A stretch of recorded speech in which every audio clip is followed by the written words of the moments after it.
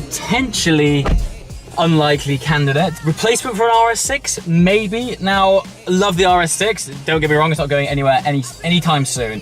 However, on the AMG event at Silverstone a few weeks ago, I was able to experience the E63S 4MATIC, which I am in right now. Absolutely blown away with that. One of the sort of USPs and things that sells me on the RS6 is its Quattro all-wheel drive system, but Mercedes have now launched their own 4MATIC system, and this is the S. Had a very early drive in one, as I mentioned a few weeks ago. Sounds amazing, handles incredible, traction after the apex is insane, and the whole thing as well, with it being a very modern car, is incredibly up to date. Interior, stunning. Yeah, serious contender. Also, Mercedes are one of the few that have been able to nail the turbocharged sound. Obviously their original C63s always sounded fantastic when they were naturally aspirated, but even as a turbo system they sound fantastic, pop and bang on the overrun. 612 horsepower, 850 newton meters of torque, a true tarmac terrorist. Okay, conveniently, while I'm on the AMG stand, we have before me the platform, the foundation of the AMG Project One.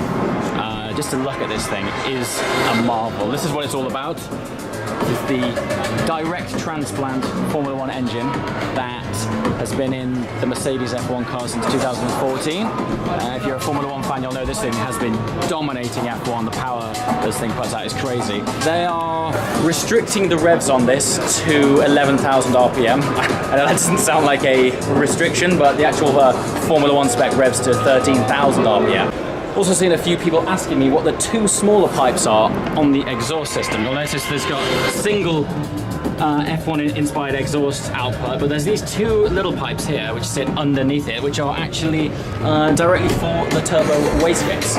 Very cool. I heard Lewis Hamilton start up this car and bring it on stage last night. It sounds absolutely unbelievable.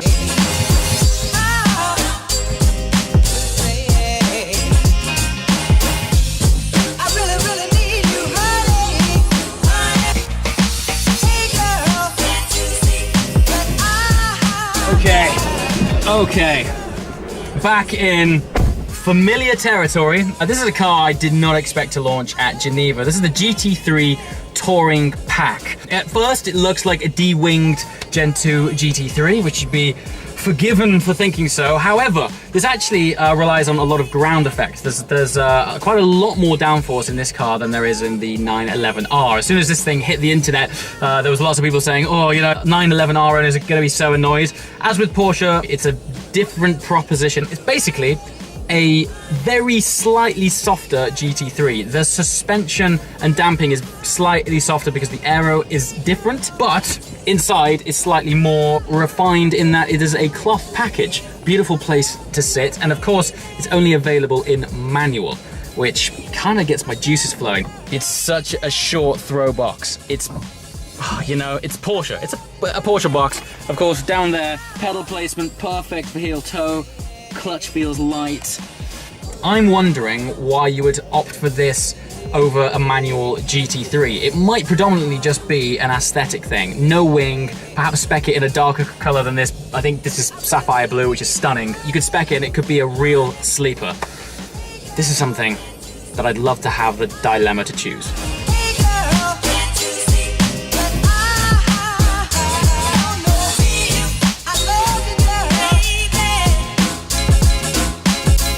Okay, arguably a car a lot of people have been waiting for. Finally, a rear-wheel drive only Audi R8. It's called the Audi R8 V10 RWS. Regardless of that, it's rear-wheel drive. Still, the 540 horsepower engine that we all know and love, mated to the fantastically slick gearbox.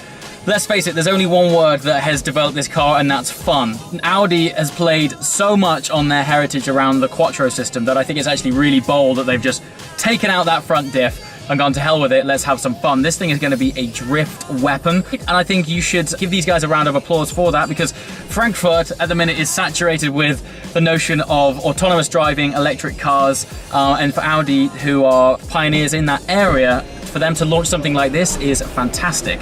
You'll be able to tell one of these on the road because the side blade, the lower side blade, will be painted the same color as the body, and also likely the guy driving it will be going sideways. So yes, this is a car I would maybe not want to buy, but definitely want to try. Gearbox is amazing, naturally aspirated V10, sounds incredible. Actually, maybe I do. It sounds like a recipe for awesomeness. Well done, Audi. Just quickly, new Audi RS4, very exciting, but it got me even more excited for the future of the RS6. Another car that we've all arguably been waiting for a revamp for a very long time. This is the all-new Bentley Continental GT, a platform that's been around for the best part of 10 years. My first experience with the Continental GT was on the Gumball Rally in 2011. I drove from London to Istanbul, and it was actually a convertible, and that week made me a Bentley convert. I had one of the most amazing driving experiences in it, and the car was fantastic. The brand has evolved so much since then, and here we are in their very latest version. Now this one, thankfully, has launched with their flagship engine, the 6-litre W12. To put that into a bit of context, it's running 900 Newton meters of torque. I mean, they're going to have someone relaying the tarmac behind you as you go along with this thing, because the torsional power is next level. Interior quality, you know, Bentley have always been famous for having a beautiful driving environment. I would say they've elevated this to another degree. Being in here, I don't want to step out of it. Stunning. Every touch point, it feels like they've elevated it. So 626 brake horsepower. But the big thing that I'm excited about, if you watch this channel regularly, you'll know that I'm a gearbox snob, and Bentley have gone and upgraded the gearbox to a twin clutch system. Very happy about that. Extremely excited to get behind the wheel. This is a proper Grand Tourer, but in terms of a luxury environment in which to crunch miles, this is well up there.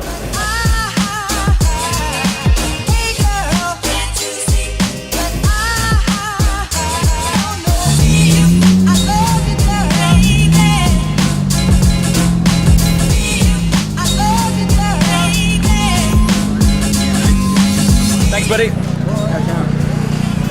Yeah, so pretty casual experience. Just got dropped off at the hall number 5 by a June buggy. I love this show.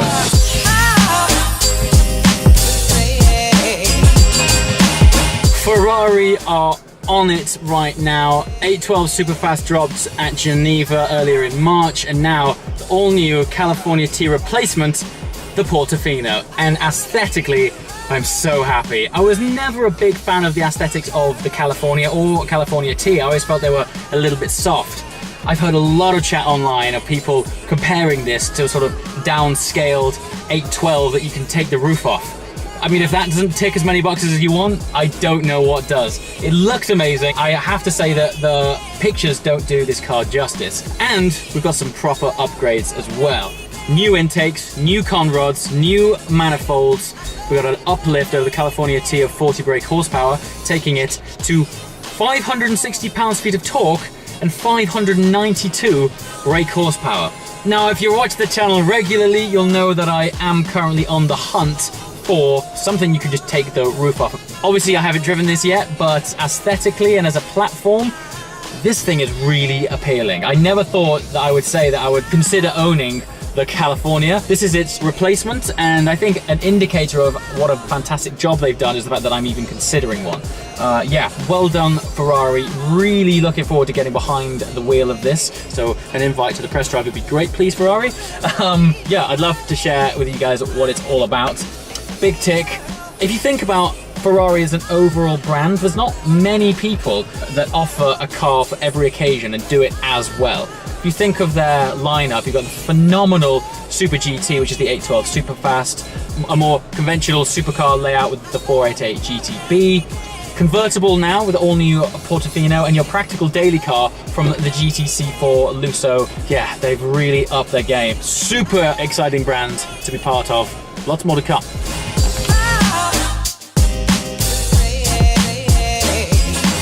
Okay, this last one's a bit of a curveball, and I'm probably not planning on buying one. However, the more time that I spend on commutes and journeys, not for driving indulgence, just to go to meetings, just general traveling, the more I wish that I had a lovely, comfy lounge in which to go about it, just to edit in, spend time catching up on emails.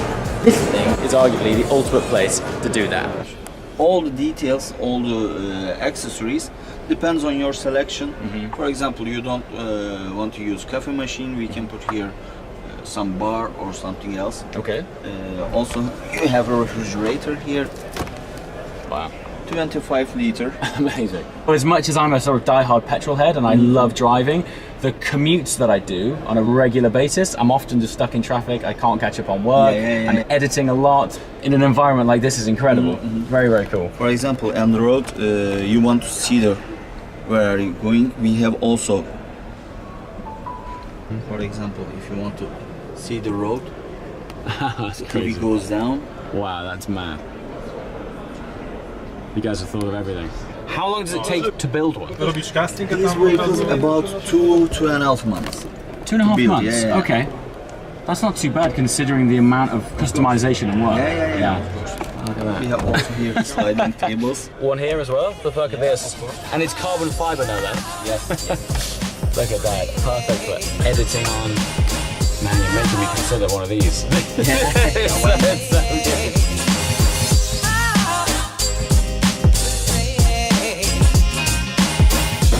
So, a little bit of information for you while I do the 1 mile hike between here and the next hall to check out some other cars. The Frankfurt Auto Show takes place every 2 years. It's not an annual event.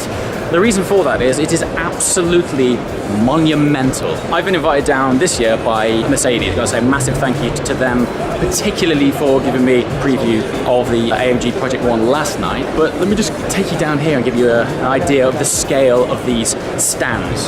So in fact, stands are sort of, doesn't really do it any justice really.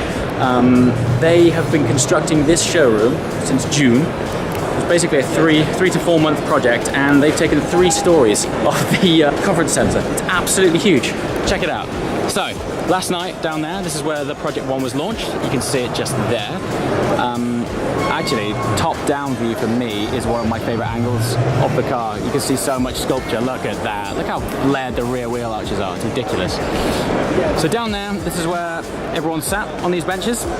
Launched the cars. Very, very cool. Big show. Lewis Hamilton came out. Very, very cool. Tier 2. Accessories, dining, look at concepts, electric drive, things like that. Tier 3, we have the AMG division over here. It's absolutely huge, and that's one of the reasons why it's every 2 years, because the undertaking for such a show is monumental. Moving all the way over to the other side of the stand, because they've taken out this, look, this whole vast auditorium of it. Look at the lighting rig up there, next level. Anyway, all the way on the other side, I have an auditorium here, bit of a conference place for presentations, and then at the back, the more practical utility vehicles, which, by the way, this X-Class looks the business. I'm not, you know, if you watch this channel regularly, you'll know I'm not exactly a pickup truck kind of guy, but these are really looking good.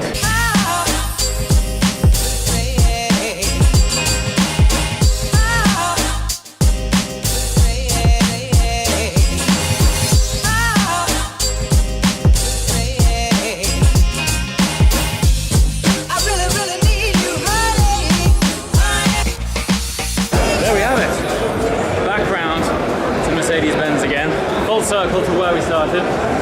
Hope you've enjoyed it. This show is absolutely manic, but it's been fantastic.